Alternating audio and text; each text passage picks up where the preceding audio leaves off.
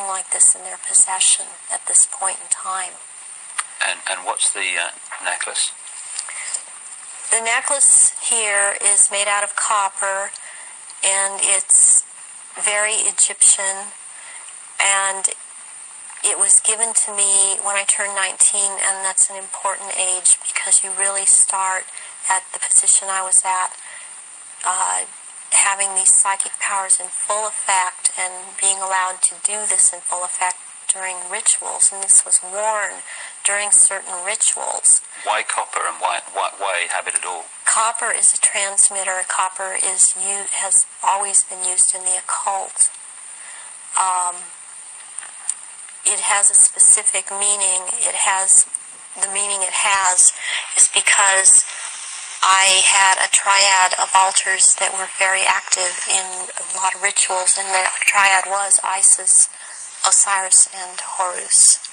And Isis was the part that drew down the moon, and Osiris performed the rituals, and Horus was what was born of performing those rituals.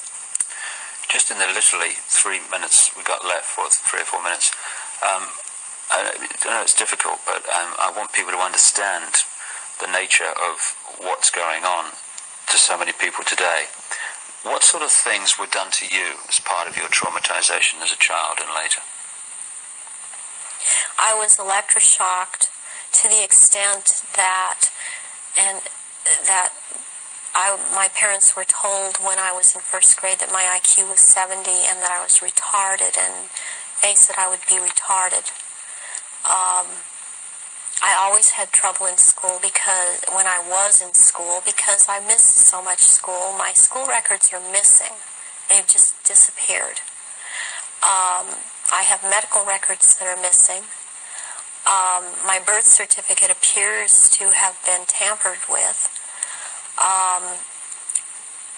I have had my eyelids taped open, and so I couldn't shut my eyes.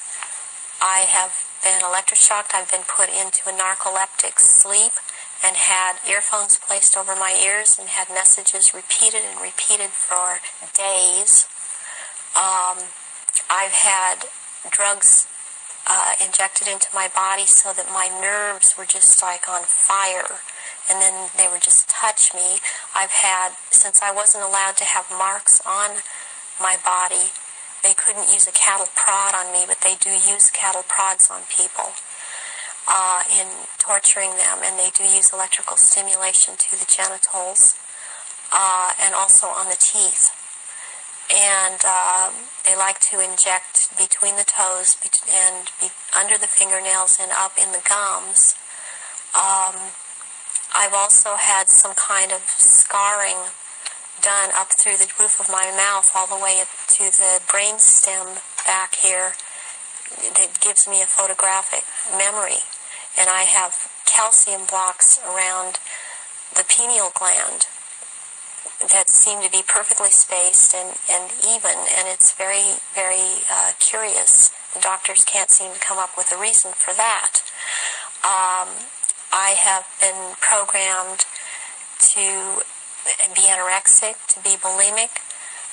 For the government programming, since I was also used by the government in this country, I was programmed to cut my arms if I started to remember, which I was punished for by the Illuminati, as I was not to have these marks upon myself.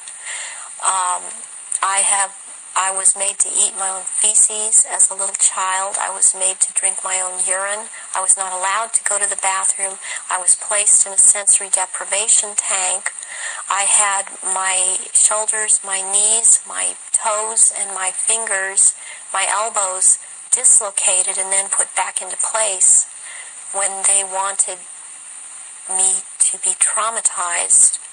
I've repeatedly had phone calls of tones coming over my phone, and tones that you can't make by pressing telephone buttons, tones that sound like sonar sounds from a submarine, tones that sound like they were made by some type of instrument. And I have had directed energy used on me, ELF, low frequency electric waves used on me, microwave energy, and this in turn has created two different, would hear one tone in one ear, one tone in different tone in the other ear. It creates a third tone. They're called tritones. They change the electrical activity of your brain waves and to put you in the state they want you in. I have been programmed to run through red light, thinking it's green. There's been a lot of programming done around my children. They've used my children against me. And it's a very painful subject with me.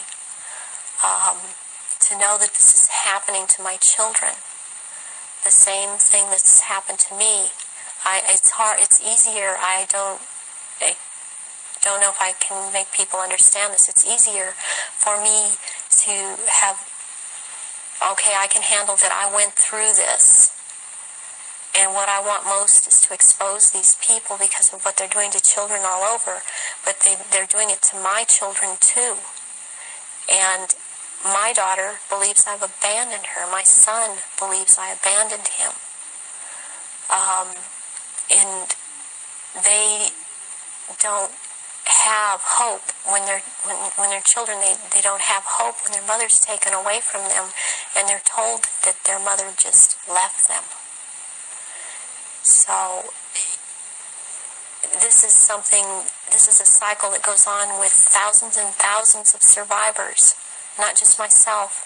And this is how they perpetuate it if there is a parent that's protective that believes and has found out this is happening.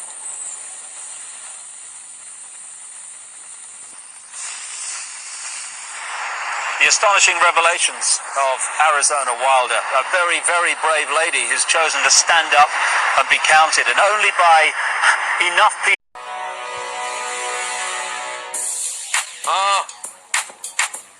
Shit! You ain't living life until you got copper balls. Yo, your desk is looking empty. You need copper aplenty. Yo, feast your eyes on my copper balls. Ain't no April balls until you got copper balls, son. Shit. Shit. Having none of it till I got my copper balls in my mouse pit.